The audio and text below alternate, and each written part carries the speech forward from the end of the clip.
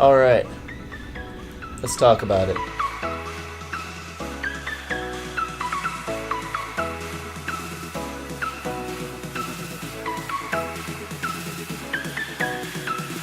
So let's talk about one of the toughest things about being a dancer, and that's breaking in those brand new dance shoes of yours. I actually just got these guys in the mail a couple days ago. They sure look like brand new shoes to me, and it's not too fun yet. And to show you what I'm used to wearing, these are my go-to dance shoes right now. They've seen better days. Got pieces of the heel, like chunks missing. Basically no toe there anymore. There's no toe. They've been my go-to shoes for a lot of the dance videos I've done.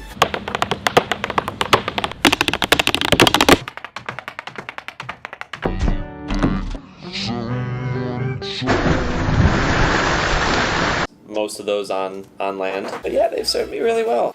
And they're so comfy. They feel like a part of my foot. There's so much control. And so the big question is, how do we get from these guys to, well, not necessarily these, but comfortable like these? Well, there are actually a lot of different strategies and methods out there. People have thought of some pretty creative ways to breaking in shoes. And frankly, over the years, I've tried a few of those myself. You got your boiling water methods. I've heard of some people baking their shoes. I know there's a strategy where you like rubber band them, and like there's so many different methods. But the reason I made this video is because I wanted to share with you my secret on how I break in my dance shoes. And frankly, over the years, I've found out that this is by far the best strategy to breaking in your shoes. So the first part of my method is you're actually going to take your new shoes and you're going to put them on your feet and tie them real tight, like a real nice comfortable fit. Not too tight where you can't feel circulation or anything, but like in a nice fit. Now that you have said shoes on your feet, you're gonna go over to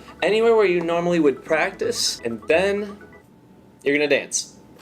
A lot. Or as much as you can for the time being. And after that, just repeat the process. See, the secret to breaking in shoes is there really isn't any secret. There's no substitute for what solid work with your feet can do. Putting on the shoes and just dancing all out breaks down and stretches all the right parts of the shoe that you want to break down. All the parts that need to be softer for a little bit more comfort, parts that need to be more flexible for all that pointing. There's no better way to break in those heels than by actually having your heel in them. Some of the more radical methods of breaking down shoes, like the boiling water or baking methods and all that stuff, might break down the wrong parts in your shoe. Remember, we only want selective parts of the shoe broken down. We don't want the whole thing broken down. Then you just end up with this right away. There's so many different parts and adhesives to the shoe that you wouldn't necessarily want to break down. Trust me, I really, really, really wish there was an easier way to break these shoes in. I've had countless blisters over the years, but I have learned over time that it's just a part of the process. If you want the best look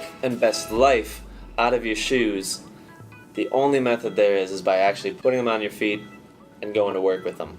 So hopefully this conversation gave you a sense of motivation, especially for those of you that have that new pair of shoes on the shelf that you still haven't broken in. I see you. There's no day like today to put the shoes on and get to work. Now get to it, and I'll see you next time.